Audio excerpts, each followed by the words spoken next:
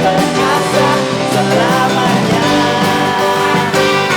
Engkau yang berkuasa di dalam segala hal. Ada kuasa dalam nama Yesusku. Ada kuasa dalam nama Yesusku. Sekali katakan, ada kuasa dalam nama Yesusku. Nama yang berkuasa, nama yang berkuasa.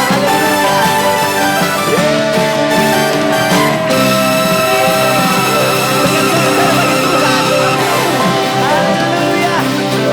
Haleluya. Mari kita siapkan hati kita lebih lagi untuk memuji dan menyembah Tuhan. Terima kasih Tuhan. Terima kasih buat kasih karunia-Mu Tuhan dalam kehidupan kami. Buat anugerah-Mu Tuhan, buat kuasa kebebasan Tuhan, buat kuasa keselamatan-Mu Tuhan di dalam kehidupan kami hari-hari ini Tuhan.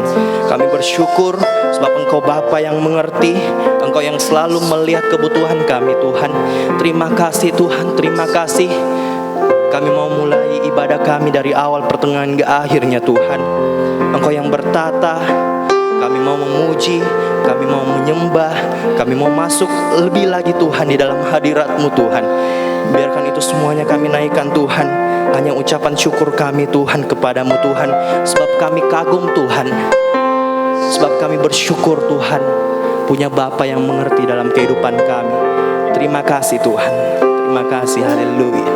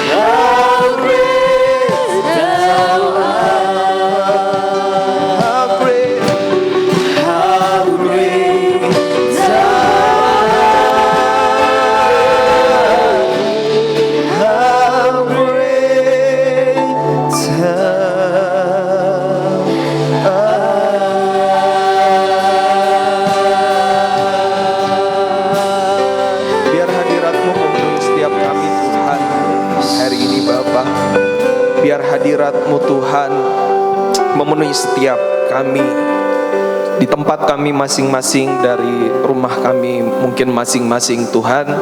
Saat ini biar Engkau yang bekerja, biar Engkau yang memberikan hikmat, biar Engkau yang menguatkan dan meneguhkan setiap kami Tuhan. Berbicara Roh Kudus di tengah-tengah kami rindu Tuhan Engkau terus berbicara dalam setiap kehidupan kami Tuhan. Hamba-Mu ini terbatas, namun Engkau Tuhan yang tidak pernah terbatas. Engkau yang memberi pengertian, Engkau Allah yang menuntun, Engkau Allah yang memberikan pengertian dalam hati dan dalam roh setiap kami Tuhan.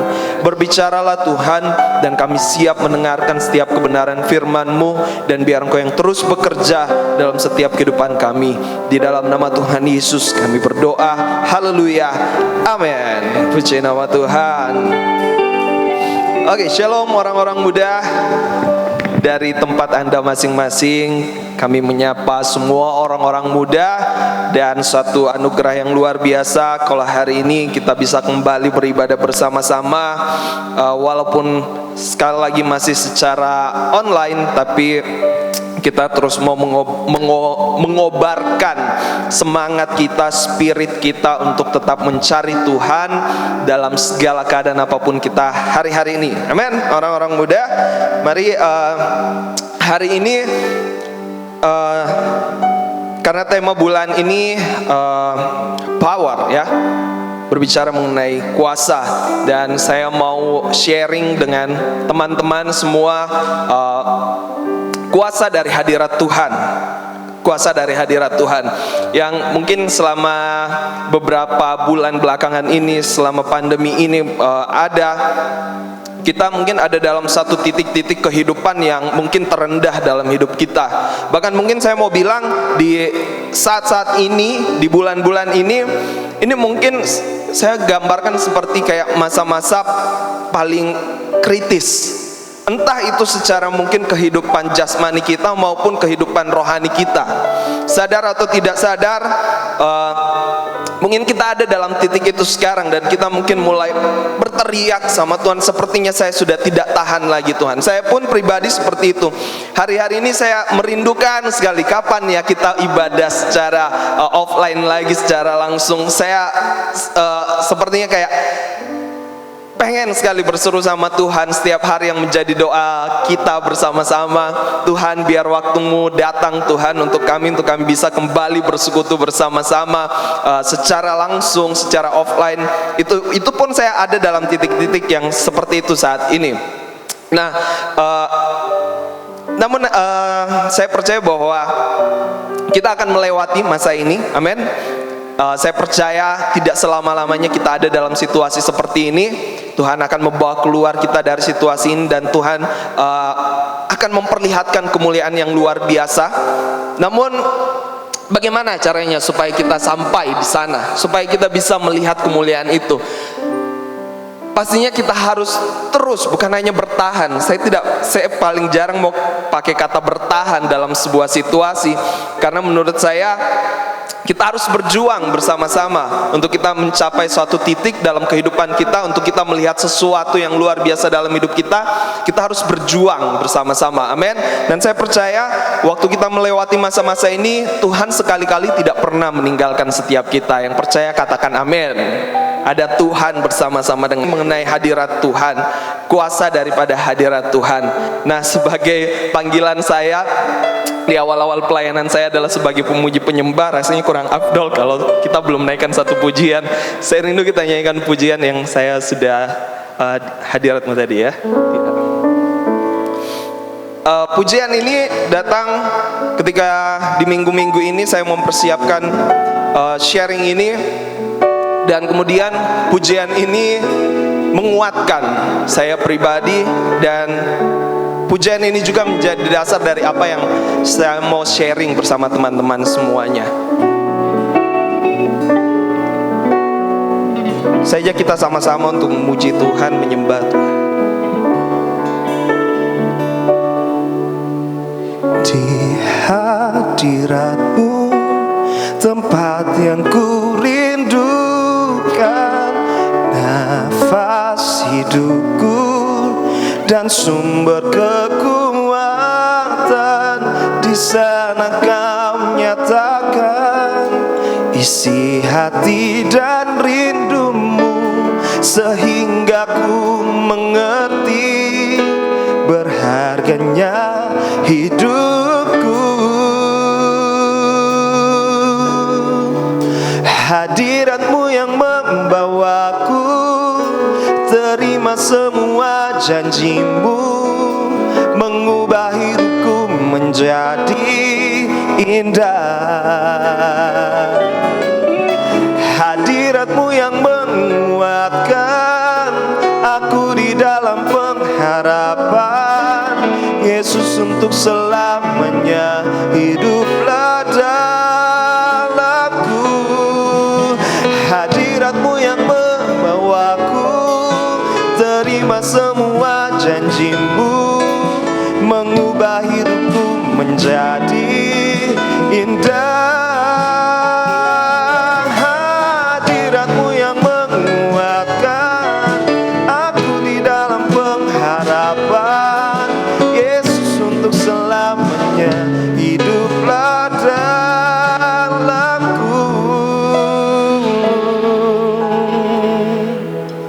Hanya hadirat Tuhan. Dalam hadirat Tuhan kita terima sebuah janji-janji Tuhan. Kita bisa melewati masa-masa yang tersulit dalam hidup kita waktu kita ada dalam hadirat Tuhan. Amin. Waktu saya sebenarnya jadwal sharing saya adalah ada di bulan Juli kemarin. Sebenarnya saya sudah mempersiapkan. Waktu itu kuat dalam hati saya, ada satu ayat, ada satu perkataan Tuhan kepada murid-muridnya. Entah kenapa itu terngiang-ngiang dalam pikiran saya. Perkataan itu Tuhan Yesus katakan kepada murid-muridnya ketika Tuhan mau diserahkan untuk disalibkan. Ketika di sebuah taman Tuhan pergi berdoa, terus dia bilang sama murid-muridnya, masakah kau tidak bisa berjaga-jaga 1 jam saja? Apa sih maksudnya?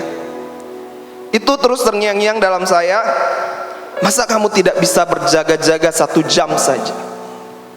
Hari-hari ini mungkin kita, seperti yang saya sampaikan tadi, kita hari-hari ini mungkin semakin berseru sama Tuhan. Tuhan, saya capek Tuhan. Kita mungkin ada dalam titik-titik terendah dalam hidup kita hari-hari ini. Sekali lagi secara jasmani atau rohani kita ada mungkin dalam titik-titik kritis dalam kehidupan kita hari-hari ini, dan kita mulai berseru sama Tuhan. Tuhan, sepertinya saya sudah tidak tahan lagi. Dan ternyata ketika saya membuka ayat di mana kata-kata itu tadi ada, di sini pun Tuhan berseru sama Bapa. Yesus berseru sama Bapa ketika dia mau diserahkan untuk disalibkan. Mari kita baca bersama-sama dalam Matius 26 ayat 36 sampai 46. Matius 26 ayat 36 sampai 46. Maka sampailah Yesus bersama-sama murid-muridnya ke suatu tempat yang bernama Getsemani. Lalu ia berkata kepada murid-muridnya, duduklah di sini, sementara aku pergi ke sana untuk berdoa. Dan ia membawa Petrus dan kedua anak Zebedeus sertanya. Maka mulailah ia merasa sedih dan gentar. Lalu kata Yesus kepada mereka, hatiku sangat sedih, seperti mau mati rasanya. Tinggallah di sini dan berjaga-jagalah dengan aku. Maka ia maju sedikit lalu sujud dan berdoa. Katanya, ya Bapakku, jikalau sekiranya mungkin, biarlah cawan ini lalu daripadaku. Tetapi janganlah seperti yang ku kehendaki, melainkan seperti yang Engkau kehendaki. Setelah itu ia kembali kepada murid-muridnya dan mendapati mereka sedang tidur. Dan ia berkata kepada Petrus, tidakkah kamu sanggup berjaga-jaga 1 jam dengan aku? Berjaga-jagalah dan berdoalah supaya kamu jangan jatuh ke dalam pencobaan. Roh memang penurut, tetapi daging lemah. Lalu ia pergi untuk kedua kalinya dan berdoa. Katanya, ya Bapakku, jikalau cawan ini tidak mungkin lalu, kecuali apabila aku meminumnya, jadilah kehendakmu. Dan ketika ia kembali pula, ia mendapati mereka sedang tidur, sebab mata mereka sudah berat. Ia membiarkan mereka di situ lalu pergi dan berdoa untuk ketiga kalinya dan mengucapkan doa yang itu juga. Sesudah itu ia datang kepada murid-muridnya dan berkata kepada mereka, "Tidurlah sekarang dan istirahatlah. Lihat, saatnya sudah tiba bahwa Anak Manusia diserahkan ke tangan orang-orang berdosa. Bangunlah, marilah kita pergi. Dia yang menyerahkan aku sudah dekat." Ketika saya membaca kisah Tuhan Yesus ini, ketika dia mau diserahkan untuk disalibkan, di sini murid-muridnya ketika menemani Tuhan Yesus, ketika Tuhan berdoa, mereka tertidur, mereka tidak terjaga. Makanya Tuhan datang kepada murid-muridnya dan berkata, "Tidak bisakah kau berjaga-jaga sejam, 1 jam saja dengan aku?" Kemudian ketika saya membaca kisah ini, saya teringat dalam satu perumpamaan yang lain. Perumpamaan 5 gadis bodoh dan 5 gadis bijaksana. Kita mundur satu pasal di Matius 25.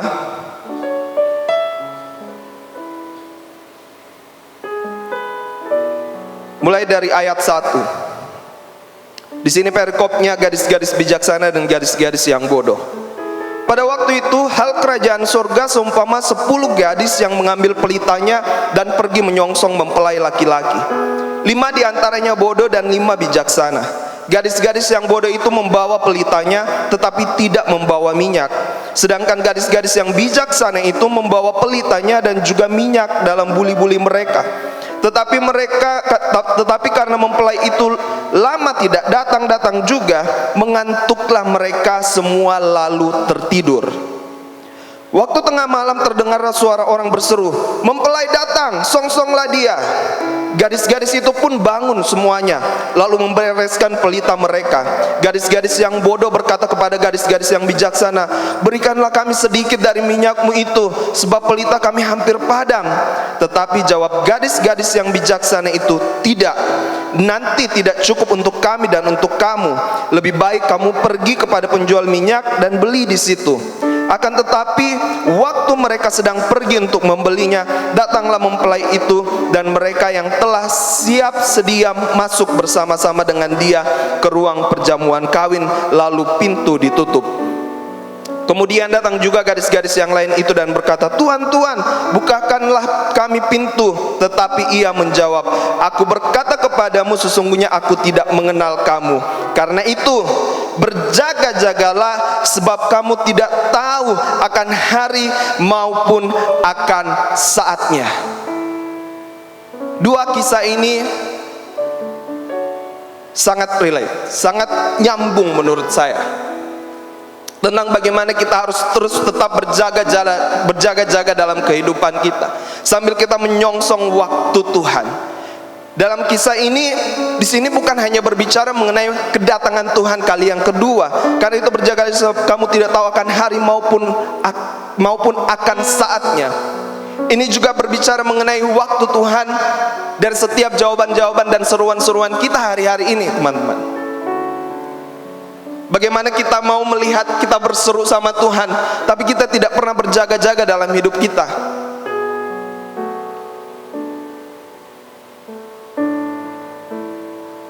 Kita tertidur.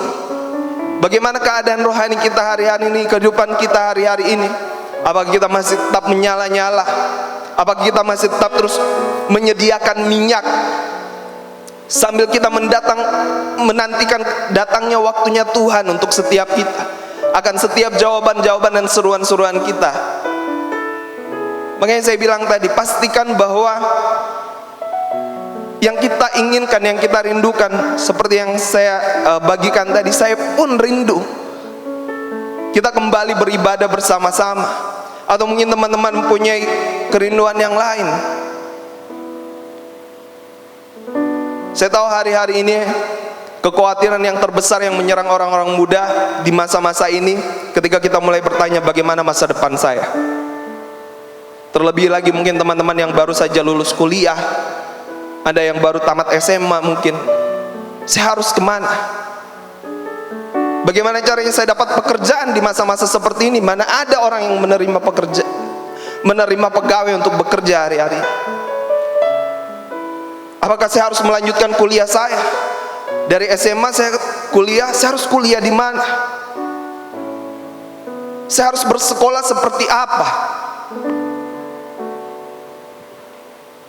Makanya saya katakan tadi, hari-hari ini mungkin kita ada dalam titik-titik terendah dalam hidup kita.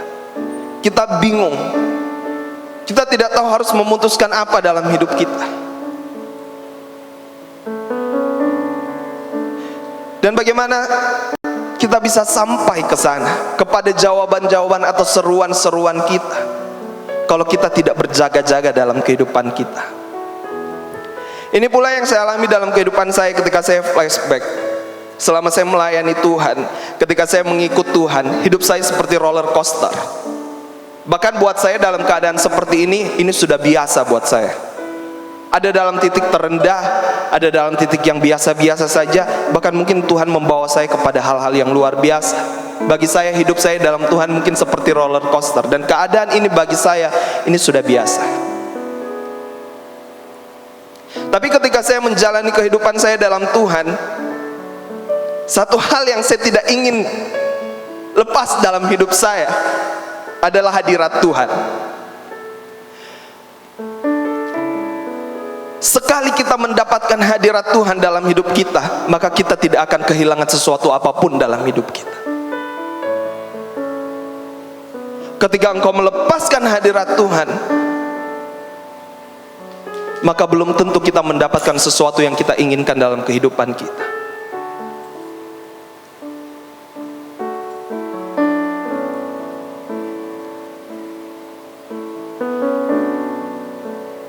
Dalam dua kisah ini, Tuhan sedang merindukan untuk setiap kita untuk tetap berjaga-jaga, untuk tetap bangkit, terjaga.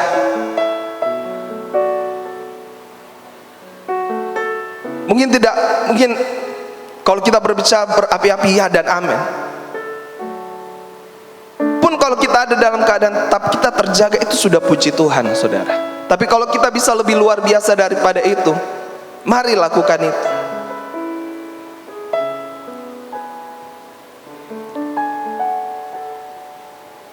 Kita harus bersama-sama ada dalam hadirat Tuhan.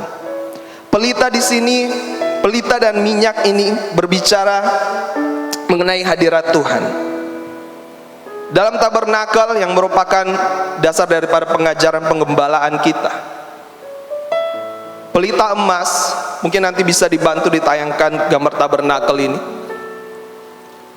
Dalam tabernakel ini, di ruang kudus, di situ terletak pelita emas atau kaki dian. Dan kaki dian ini berbicara mengenai kehadiran Tuhan, kehadiran Roh Kudus. Mari kita baca bersama-sama dalam Imamat 24 ayat 1 sampai 4. Imamat 24 ayat 1 sampai 4. Tuhan berfirman kepada Musa, perintahkanlah kepada orang Israel supaya mereka membawa kepadamu minyak zaitun tumbuk yang tulen untuk lampu, supaya lampu dapat dipasang dan tetap menyala. Harun harus tetap mengatur lampu-lampu itu di depan tabir yang menutupi tabut hukum di dalam kemah pertemuan dari petang sampai pagi di hadapan Tuhan. Itulah suatu ketetapan untuk selama-lamanya bagimu turun-temurun. Di atas kandil dari emas murni haruslah tetap diaturnya lampu-lampu itu di hadapan Tuhan. Di ayat 2 dikatakan, perintahkanlah kepada orang Israel supaya mereka membawa kepadamu minyak zaitun tumbuk yang tulen untuk lampu, supaya lampu dapat dipasang dan tetap menyala.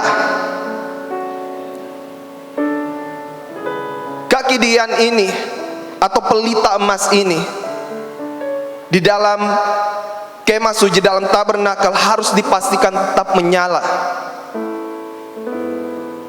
Dan inilah bentuk kehidupan kita hari-hari ini, teman-teman.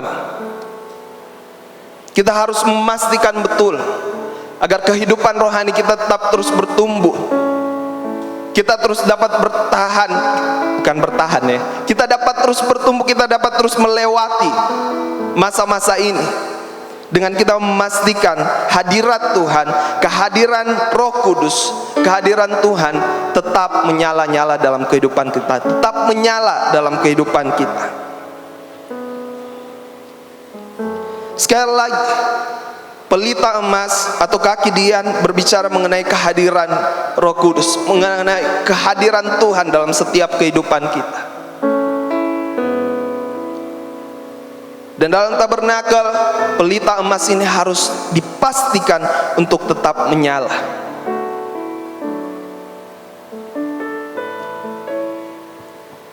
Bagaimana kita bisa terus tetap ada dalam hadirat Tuhan? Mungkin sekali lagi kita sedang hari ini bertanya-tanya mengenai masa depan kita. Dan saya mengucap syukur ketika saya mempersiapkan ini, sehari sebelumnya kemarin kami beberapa orang sempat dipanggil oleh gembala, dalam hal ini Ibu Gembala, dan beliau membagikan hati yang luar biasa, memberikan firman-firman Tuhan, menguatkan setiap para pemimpin, khususnya pelayanan generasi, untuk bagaimana kita tetap menggembalakan setiap jiwa-jiwa, menggembalakan setiap orang-orang muda, anak-anak yang dipercayakan bagi setiap kita hari-hari ini. Sekalipun dalam situasi yang begitu sulit ini, saya mengucap syukur gembala kita tetap memberikan semangat bagi setiap pemimpin-pemimpin untuk tetap bertanggung jawab atas setiap domba-domba, atas setiap jiwa-jiwa yang Tuhan sudah percayakan bagi setiap kita. Nah, ketika Ibu Gembala membagikan firman Tuhan, ada banyak hal yang di-sharingkan, dan saya mengucap syukur bisa ada di situ dan mendengar. Ada satu ayat yang begitu luar biasa. Ini yang menjadi poin saya hari ini. Ketika kita ada dalam hadirat Tuhan, ketika bagaimana kita bisa melewati ini, kita harus berkomunikasi. Ketika kita tidak tahu lagi harus berbuat apa, datang sama Tuhan, berkomunikasi dengan Tuhan, minta hikmat sama Tuhan, dan pasti Tuhan akan memberikan bagi setiap kita. Ketika kita sedang bingung lagi dalam kehidupan kita, Tuhan saya harus bagaimana? Datang sama Tuhan dalam hadirat Tuhan. Di dalam hadirat Tuhan, ya ada kehadiran Tuhan. Di situ tempat kita untuk bisa berkomunikasi dengan Tuhan. Bukan hanya sekedar kita meminta, Tuhan senang berkomunikasi dengan kita. Dalam Yakobus 1 ayat 5 sampai 6. Yakobus 1 ayat 5 sampai 6. Tetapi apabila di antara kamu ada yang kekurangan hikmat, hendaklah ia memintakannya kepada Allah, yang memberikan kepada semua orang dengan murah hati dan dengan tidak membangkit-bangkit, maka hal itu akan diberikan kepadanya. Hendaklah ia memintanya dalam iman, dan sama sekali jangan bimbang, sebab orang yang bimbang sama dengan gelombang laut yang diombang-ambingkan kian kemari oleh angin. Dalam terjemahan firman Allah yang hidup, jika saudara ingin mengetahui apa yang dikehendaki Allah dari saudara, sekali lagi, jika saudara ingin mengetahui, jika kita bertanya sama Tuhan, kita ingin mengetahui, Tuhan, apa yang saya harus lakukan selanjutnya dalam hidup saya dalam situasi yang seperti ini, dan ask God, tanya sama Tuhan. Jika saudara ingin mengetahui apa yang dikehendaki Allah dari saudara, tanyakanlah kepadanya, maka ia akan memberitahukannya kepada saudara. Ia selalu bersedia memberikan kebijaksanaan dengan limpahnya kepada semua orang yang memohonkannya. Ia tidak akan merasa kesal karenanya. Tetapi jika saudara bertanya kepadanya, hendaklah saudara benar-benar mengharapkan Dia untuk memberitahu saudara, sebab pikiran yang ragu-ragu bagaikan gelombang laut yang diombang-ambingkan angin. Waktu kita datang berkomunikasi dengan Tuhan, waktu kita bertanya dengan Tuhan, bertanya dengan penuh keyakinan dan iman percaya bahwa segala sesuatu yang akan Tuhan beritahukan pada setiap kita adalah sebuah kebenaran yang kita akan lakukan bersama-sama dalam setiap kehidupan kita. Amin. Jangan ragu-ragu. Jangan pernah takut-takut. Datang dalam hadirat Tuhan, berdoa sama Tuhan, berseru sama Tuhan, bertanya sama Tuhan. Kadang ada dalam titik-titik dalam hidup saya, atau mungkin ketika saya sendiri, atau mungkin saya ketika mendengarkan lagu, waktu-waktu sendiri saya pun kadang bertanya sama Tuhan.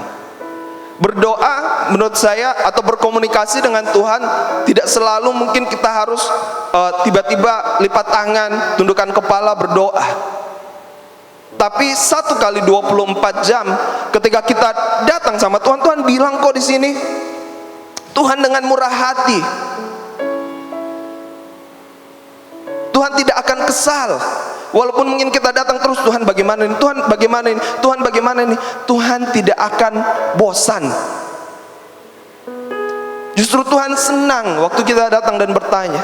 Makanya saya bilang, ketika ada dalam waktu-waktu tertentu dalam bagi saya, ketika mungkin saya hanya duduk, saya dengar lagu atau apapun itu, ketika saya memikirkan sesuatu, ketika saya ingin mengambil keputusan, langsung aja, Tuhan, apa yang harus saya lakukan? Tuhan, keputusan apa yang harus saya ambil? Tuhan, berikan saya hikmat. Tuhan, berikan saya kebijaksanaan.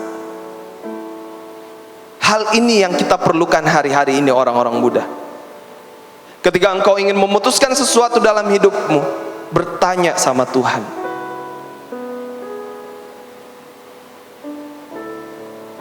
Inilah kuasa dalam hadirat Tuhan.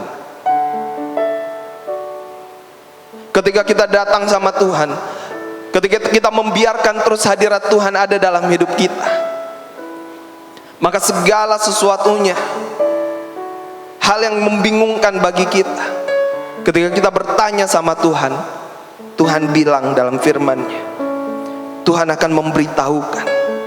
Amin.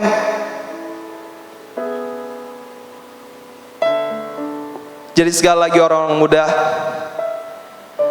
ketika engkau berada dalam situasi-situasi sulit dalam hidupmu hari-hari ini, mari datang dalam hadirat Tuhan. Sekali lagi saya katakan bahwa hadirat Tuhan bukan masalah musik.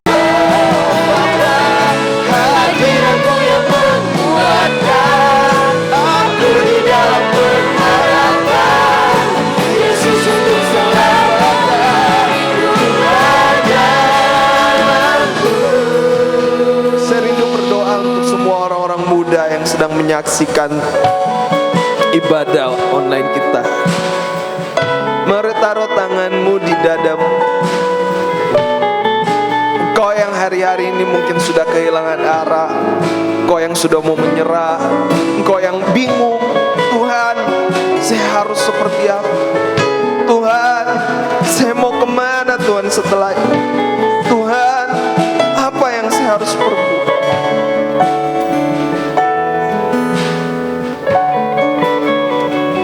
Mari taruh tangan di dada.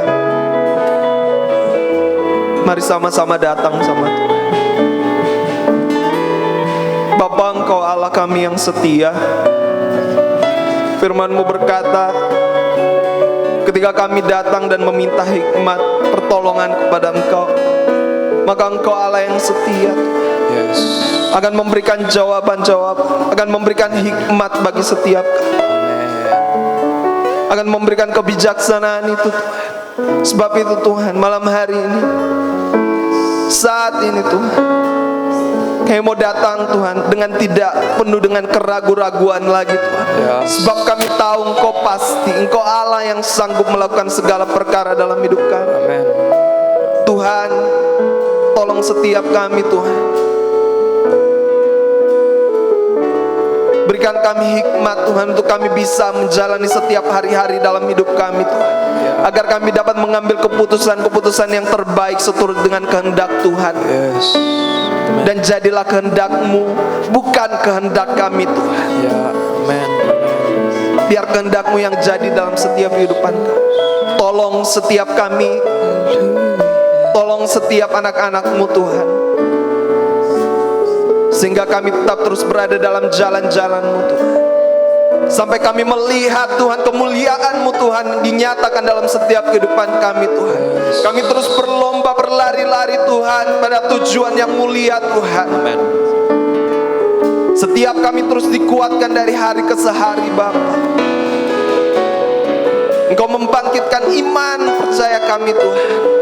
Lebih lagi kami datang dan berserah kepadamu. Kami bawa hidup kami Tuhan. Kami angkat tangan kami sebagai tanda berserah kami kepadamu.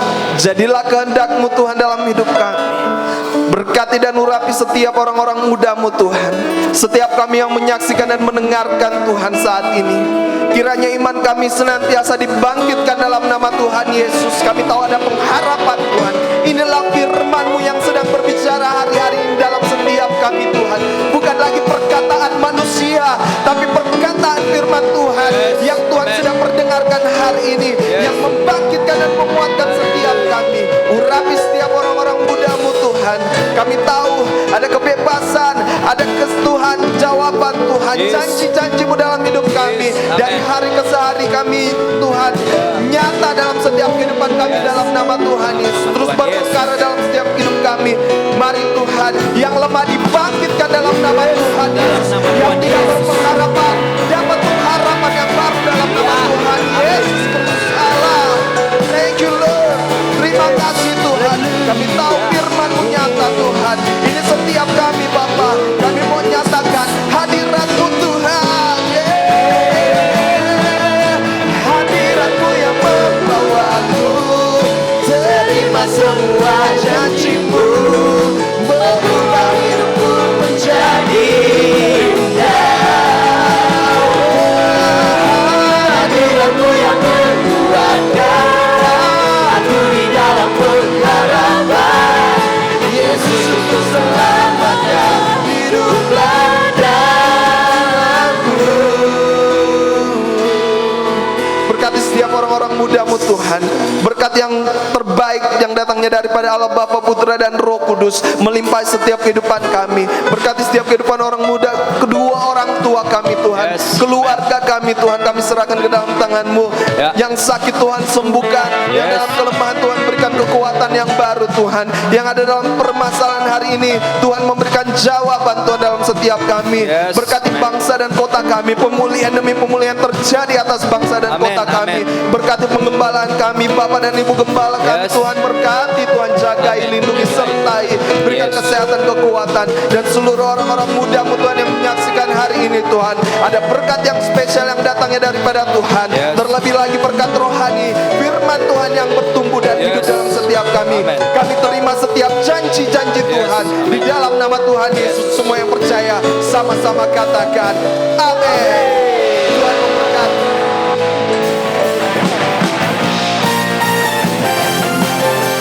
Namanya yang berkuasa.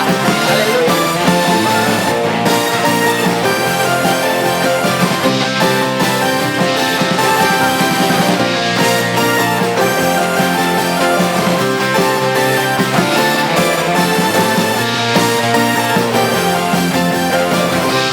Katakan sekali lagi.